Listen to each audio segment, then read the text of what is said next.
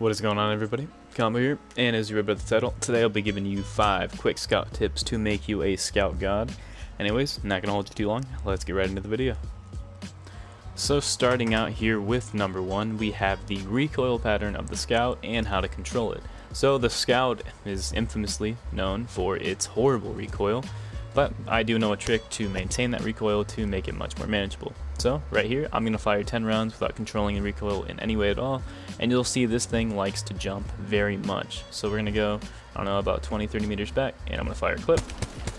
Right here, and you see this thing's bouncing everywhere, and something you'll notice about the recoil is that it likes to jump up a lot between shots to end high and to the left.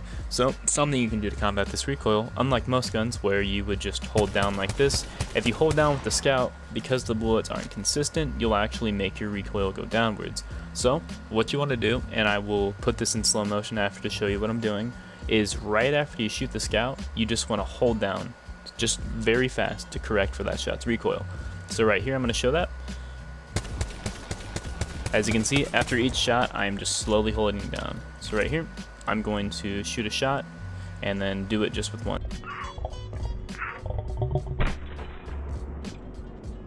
See right there, I kind of flick down like that, like that. And obviously this is a little dramatic because I'm trying to show you the motion of it. It's obviously not that vigor when you actually do it. So right here, it's more like this. After each shot, I'm just kind of slowly holding down, and as you can see, it makes the recoil much more manageable. Number 2 is actually distance firing in the scout and how to really control that. So, little history tip for everybody. The scout, when the game first came out, was actually considered a sniper rifle. It's now been moved to the assault rifle category, which honestly makes sense, but it still shares many of its sniper rifle characteristics that it once did. So, the scout, unlike most assault rifles, is very proficient at longer ranges. You don't need really any attachments for it. Just the base scout can compete with even a sentinel at long range. So something that you can do to make your shots more consistent is by pacing your shots. So right here, close range, 50 or so meters in, you can shoot this thing at max rate of fire and have no problem at all.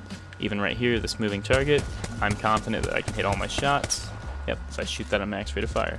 But once you start to get further back, like targets like this, shooting it at max rate of fire without a barrel stabilizer, even with one, makes your shots much more inconsistent, especially on a fast moving target, something like a Wraith where the target's much smaller as well. It can get you in a lot of trouble. So what you can actually do is slow down your rate of fire and actually pace your shots.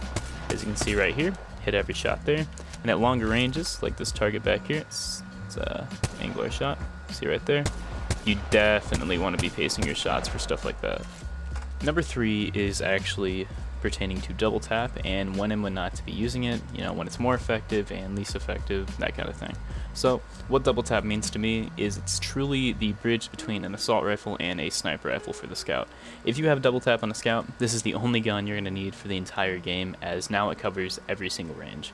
So enough with the brief backstory there. Double tap to the scout makes it much better at close range, while single fire makes it much better at longer ranges. As I showed earlier, you have the ability to pace your shots at longer ranges with the scout. Double tap kind of prevents that, though you can hit your shots like this.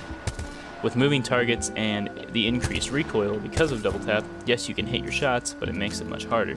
So to show that off, we are going to go quite a bit further back here, and we're going to try to double tap this target back here. As you can see here, the recoil there, it's bouncing me much higher. That recoil correcting method that I showed earlier doesn't work as well because you can't control that second shot. You have to wait for both to go off. Yes, you can hit 68s, not very consistent. Now the second we switch to single fire, however, and start pacing our shots, as you can see here, much better. Now the second we get within 80 meters or so, double tap really starts to shine. So right here, as you can see, it's a 3-tap. 3-tap double tap is something that just completely shoots this gun above all other assault rifles in my opinion and makes it just absolutely amazing.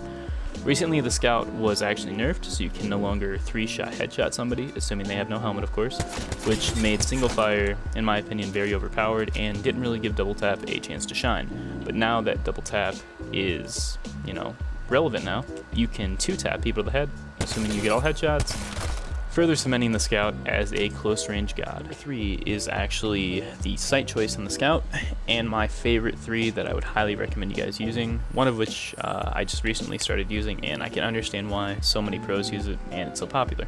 So, starting off, we have the 1x Classic. This is my old favorite sight, and reason being because it's so open, you know, it makes recoil very easy to control, and overall, just very consistent. Next is the 2x Bruiser, very similar to the 1x, except a little bit better range. Recoil can get a little bit worse, you know, it takes a little bit more effort to control, but overall, still very consistent and not as bad at close range. Next up, we have the 3x Ranger. Now this one, not my top pick at close range, but this thing at longer ranges, if you are pacing your shots, man, you do not miss with this thing. I'm telling you, never in my life have I seen a sight this consistent on a gun. See right here. Once you get that drop, you just do not miss a shot with it. Very, very good. Would highly recommend. And finally, number 5, I have 2 things you should never do with the Scout that I see done so much and it makes me cringe. Just don't do it.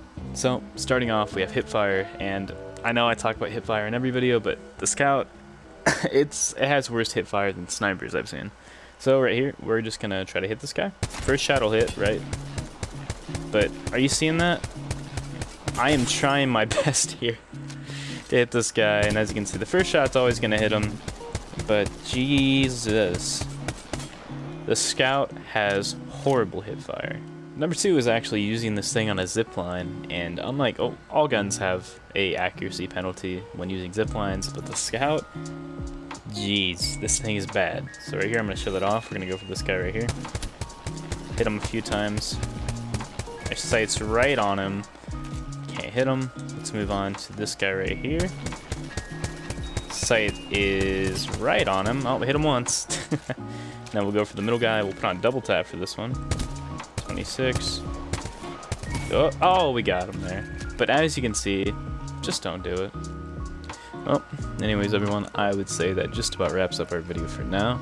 If you did enjoy, be sure to do the whole like, sub thing. I think you've heard this a million times. It means a lot as I'm a smaller channel, and I would love to reach out to more people. If you did find the video informative, thank you. I, try my best on these. Sorry for the lack of uploads the last 2 days. I've been kind of lazy. There's no excuse other than that. Well, not gonna hold you guys here too long. I hope you have a wonderful day. And yeah, this has been Combo. Peace out, everybody.